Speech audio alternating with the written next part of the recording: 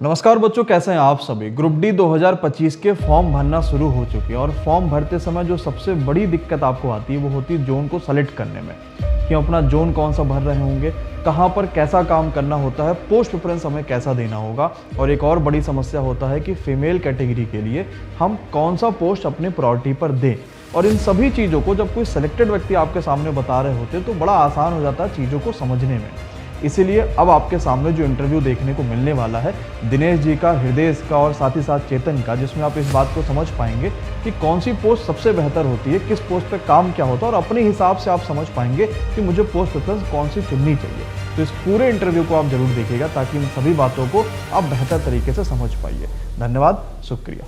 तो साथियों, आज हम लोग के साथ एनटीपीसी 2019 से सिलेक्टेड 3 साथी जुड़े हुए हैं जो जिनकी पोस्टिंग लखनऊ में ही है। हम एक एक करके एनटीपीसी में हर एक चीज़ के ऊपर बात कर रहे होंगे कि एनटीपीसी में जब आपकी ज्वाइनिंग होती है तो किस पोस्ट पे आपको काम क्या करना होता है, कहाँ कहाँ आपकी ज्वाइनिंग किस तरह से देखने को मिलती है। इसके अलावा आपको पता है कि अभी हाल ही में ग्रुप डी के फॉर्म भी शुरुआत हो रहे हैं, तो ग्रुप डी में भी आपको किस तरह से चीज़ें देखने को मिलेंगी, कौन सी पोस्ट सबसे ज़्यादा बेहतर है बच्चों के लिए, या खास करके लड़कियों के लिए सबसे बेहतर पोस्ट टीपीसी या ग्रुप डी में क्या हो सकता है, इन सभी पर भी हम लोग डिटेल में बात करेंगे।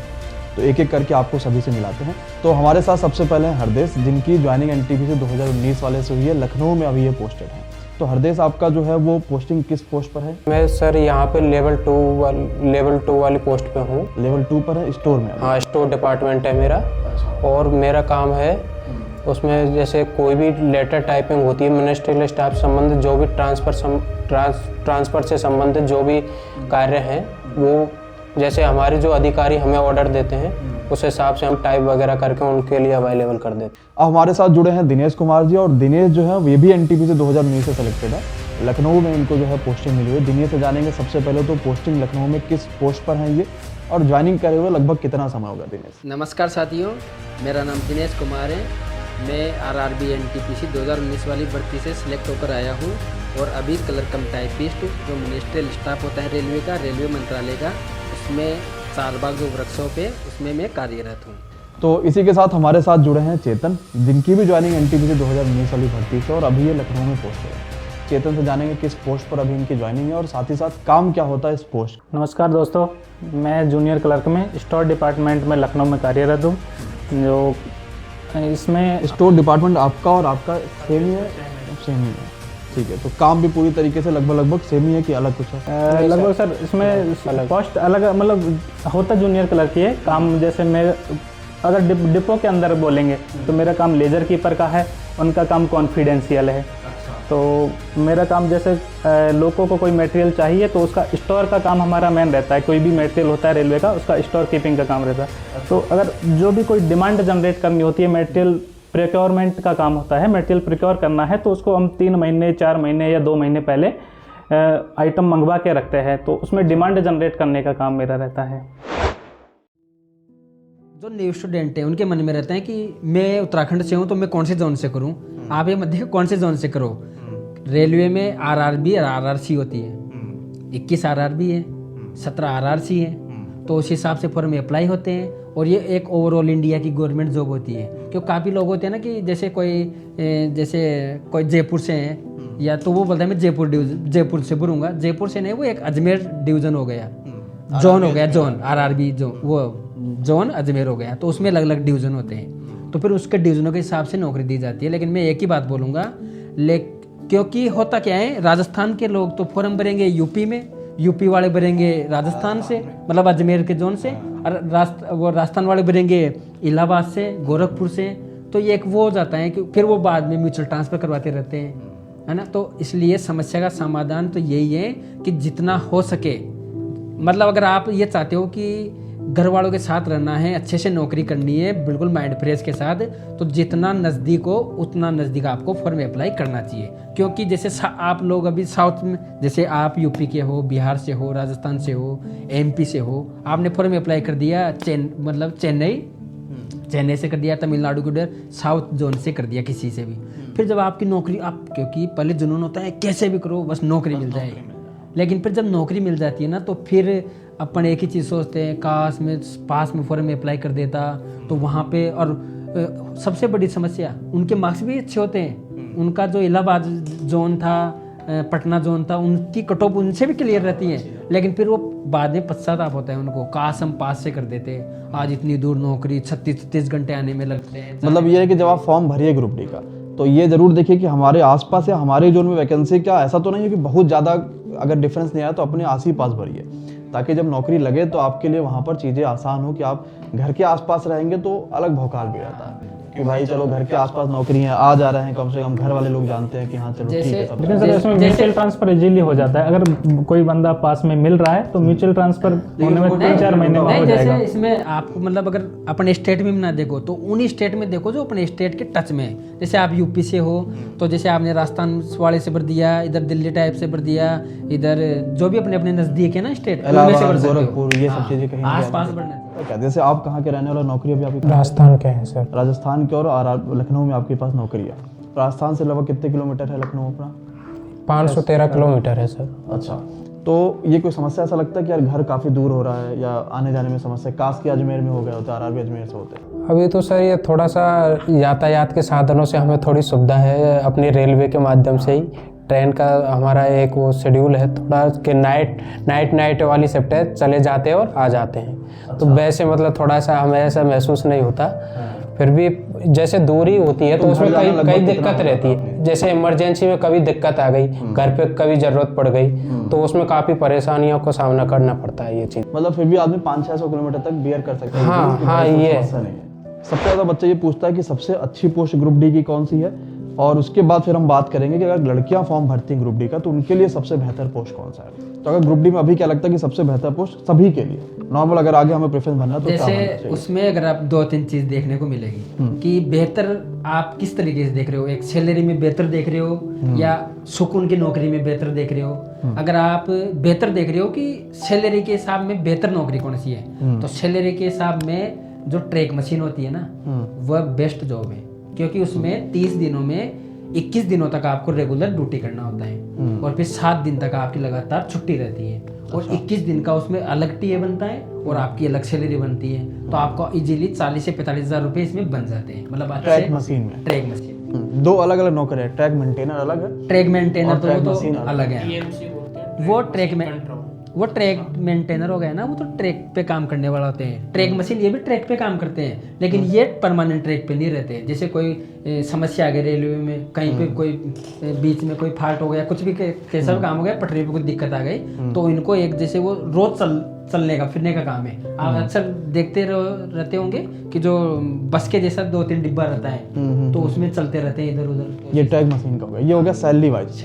अगर बच्चा चाहता है कि सुकून ज़्यादा हो, चीज़ें बहुत ना करनी पड़े, तो अगर सुकून वाली जो पोस्ट आते हो तो सबसे पहले जो वर्कशॉप वाली जो पोस्ट है, जैसे कैरिज एंड वैगन वाली हो गई, ब्रिज वाली हो गई, और जो लोको शेड वगैरह हैं, इलेक्ट्रिकल, डीजल, मैकेनिकल, तो सबसे बेस्ट पोस्ट मानी जाती है वर्कशॉप वाली। और उसके बाद में टीएल एंड एसी वाली, मतलब सुकून के हिसाब में। वर्कशॉप की जितनी नौकरियां हो गई वो फिर भी एक हिसाब से अच्छा काम है, क्योंकि उसमें अधिकतर ये है ना कि जैसे हॉलीडे रहता है उनमें, हॉलीडे भी आपको मिलता है, एक टाइम टू टाइम की नौकरी भी रहती है अधिकतर वो, क्योंकि वर्कशॉप वगैरह में नाइट ड्यूटी नहीं लगाई जाती है। हाँ, एक्स्ट्रा ड्यूटी तो मिलेगी आपको, एक्स्ट्रा पैसा मिलता है, क्योंकि जो ग्रुप डी में ऐसा नहीं है, वो पोस्ट के ऊपर डिपेंड है कि आपकी नौकरी किस जगह है, किस पोस्ट पे है। कुछ रनिंग पे जो स्टाफ रहते हैं ना ग्रुप डी वाले, अभी जो 1-2 साल जिनको नौकरी करते हो गए, 70-80 हज़ार रुपये महीने उठाते ग्रुप डी वाला कर्मचारी, 70-80 हज़ार रुपये महीने। तो वो एक रनिंग स्टाफ होता है। अगर कोई परमानेंट टीएल एंड एसी में है, अगर वो ट्रेन में ही है, तो वो अलग से रोज उसका टीए बनेगा, अलग सैलरी बनेगी, तो काफी सैलरी हो जाती है। चेंजिंग सेक्शन मटेरियल एक रेलवे से दूसरे रेलवे में जाना होता है तो उसके लिए टीए बनता है, मटेरियल लेके आना होता है दूसरे रेलवे से। मान लो कोई मटेरियल अपने वर्कशॉप में नहीं है तो दूसरे वहां से मैनेज करना पड़ेगा, तो आने जाने का उसका भी चेंजिंग सेक्शन होता है, प्रमोशन के हिसाब से पैसा मिलता है। तो अभी बता दिया मैंने कि रेलवे में 3 तरीके से प्रमोशन होता है, एलडीसी, जीडीसी और डायरेक्ट प्रमोटेड से।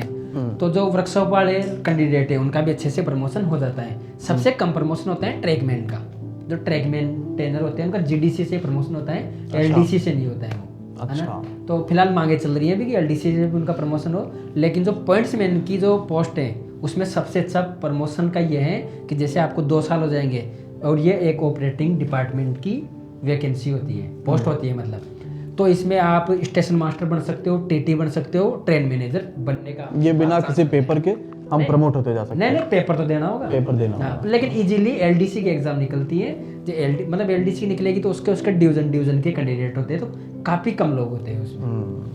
और अगर लड़कियों के हिसाब से देखा जाए पोस्ट सबसे बेहतर ग्रुप डी के लिए? मैं तो ये बोलूँगा कि चाहे लड़का हो लड़की हो, अगर बेस्ट पोस्ट अगर अच्छे से आराम से थोड़ा नौकरी करनी है ना, तो सबसे पहले वर्कशॉप की पोस्ट चॉइस करना चाहिए। क्योंकि हालांकि जैसे वो हॉस्पिटल अटेंडर वाली वो पोस्ट सबसे बेस्ट होती है लड़कियों के लिए, लेकिन वो इस बार आई नहीं आई, है ना। और जो अब वर्कशॉप वाली चाहे लड़का हो लड़की हो, सुकून की थोड़ी चाहिए नौकरी, तो वर्कशॉप में आप फर्स्ट चॉइस रख सकते हो। उसके बाद में आप टीएल एंड एसी वाली रख सकते हो। जैसे टीएल एंड एसी में ऐसे होता है, जैसे कोई ट्रेन चलती है तो ट्रेन आके स्टेशन पे खड़ी हो गई, तो उस पे उसका जैसे लाइट वगैरह फैन वगैरह चालू है ना, उसका एसी वगैरह या चार्जिंग प्लग सॉकेट वगैरह सब सही है ना, तो वो चेक करना होता है। जैसे ट्रेन आए चेक कर लिए आराम, इलेक्ट्रिक वाला जो काम धाम है अंदर वो सब देख लिया। तो इनकी भी जैसे अलग अलग जगह लगती है, जैसे इनकी शेड में लग गई, क्योंकि टीएलएडीसी वालों शेड में लग जाती है, तो वहाँ इनको कुछ ज़्यादा काम भी देखने को मिल जाता है। स्टेशन पे लग गई तो जहाँ पे बिल्कुल कम ट्रेन आती है, इतना वो आ जाओ आई नहीं है, स्टेशन के हिसाब से भी तो होगा। नॉर्मल अपने। अच्छा, ग्रुप डी पे बच्चा एक तो ये चीज़ समझ पाए कि हम लोग की नौकरी सबसे बेहतर कौन सा पोस्ट कैसे प्रेफरेंस से पड़े। जैसे ग्रुप डी में सबसे बड़ा डाउट ये है कि जो नए छात्र हैं उनके बारे में, जो पुराने उनको सब मालूम है, लेकिन जो नए छात्र हैं उनको जैसे वो बोल रहे हैं कि फर्स्ट अच्छी पोस्ट कौन सी है, तो कुछ लोग 2 पोस्ट को प्रेफरेंस में डाल देते हैं, बाकी नहीं डालेंगे, तो वो सबसे बड़ी गलती करते हैं। रेलवे की कोई भी अगर कोई भी पोस्ट है ना, उसमें प्रेफरेंस में सभी पोस्ट को डालना चाहिए। ऐसा नहीं है कि 2 पोस्ट को डाल दिए, इसमें नौकरी करनी है इनको नहीं करनी, कोई भी हो, बस ये प्रेफरेंस तो इसलिए बनवाई जाती है ताकि आपके अच्छे मार्क्स आए तो आपको वो पोस्ट अलॉट कर दी जाती है। बाकी आप और अब तो रेलवे ने जब से नया वेबसाइट बना दिया आरआरबी अप्लाई वाला, तो वहाँ पर तो बच्चों को पहले तो ये भी था कि भाई हमने ये डिग्री हमारे पास है, टेक्नीशियन मान लेते हैं, हमारे पास आईटीआई है तो हम किस में अप्लाई कर सकते हैं, वो सब हेडक खत्म कर दिया। आप आईटीआई लिखिए, अपने आप दिख जाता है प्रेफरेंस क्या क्या आपके पास है, तो वो बड़ा अच्छा रेलवे ने इस बार से कर दिया, वो अच्छी भी बात है। और ये भी बात सही कि अगर आपके पास 17 पोस्ट आ रही है रेलवे ग्रुप डी में, तो 17 आपके पास चॉइस में होनी चाहिए। भले पहले नंबर पे आपका मनचाहा कुछ भी आपने भर दिया, वर्कशॉप भर दिया, पॉइंट्स में भर दिया, जो भी चीज़ें आपने भर दी। इसी तरीके से एमडी क्लासेस आपकी सेवा में सदैव तत्पर है। जितना हो कोशिश हो पाएगा उतना रेलवे के लिए बेहतर करते रहेंगे, और बाकी अन्य परीक्षाओं के लिए भी। आप सभी का धन्यवाद बच्चों को इतने सारी इन्फॉर्मेशन। आपके चैनल का बहुत बड़ा सपोर्ट था, लास्ट तक आप लोगों ने बहुत सपोर्ट किया। गुरुओं की वजह से हम जरा जो अगर एमडी क्लासेस ना हो शायद मैं यहाँ पे नहीं होता सर। आपने टेस्ट सीरीज भी डाली, वो सबसे जो मैं कनेक्ट हुआ, उसकी वजह से मैं आज भी यहाँ पर। ये सभी बच्चे रेलवे के पिछले भर्तियों में सिलेक्टेड है, और अगर आपका भी सपना है ग्रुप डी 2025 में अपना नाम बनाने का, तो जरूरत है शानदार तरीके से मेहनत करने की। और इस चीज को देखते हुए एमडी क्लासेस लेकर आया है उड़ान बैच, और इस बैच में आपको मिल रही होगी रेलवे में सबसे ज्यादा सिलेक्शन दिलाने वाली भारत की सबसे बड़ी टीम। यहाँ हर दिन आपको लाइव क्लासेस का शेड्यूल मिल जाता है, साथ ही साथ जो भी पढ़ाया जाता है उसका आपको हैंड रिटन नोट्स पीडीएफ भी मिलता है। इसके अलावा एक दिन में पढ़ाए गए सभी टॉपिक्स का आपको 10 क्वेश्चन क्विज के रूप में भी मिलता है। और ये सारी चीज़ें आपको उड़ान बैच में मिलती हैं मात्र 599 रुपये में, वो भी ऑफर में। इसके लिए आपको कोई कूपन कोड लगाने की आवश्यकता नहीं है। तो अगर आपका भी सपना ग्रुप डी 2025 में जाने का है, तो एमडी क्लासेस ऐप को तुरंत डाउनलोड करिए, रजिस्ट्रेशन कर लीजिए और पेड कोर्स वाले सेक्शन में जाकर उड़ान बैच को चुनिए। यहाँ आपको प्राइज मिल रही होगी मात्र 599 रुपये बिना किसी कूपन कोड के साथ, और बाई नाउ पे क्लिक करके आप अपने कोर्स को ज्वाइन कर सकते हैं। मान लीजिए कोई समस्या परेशानी आ गई तो दिए गए नंबरों पर कॉल या व्हाट्सएप कर सकते हैं। तो इंतजार रहेगा आपका ग्रुप डी 2025 में सिलेक्शन लेने का। धन्यवाद, शुक्रिया।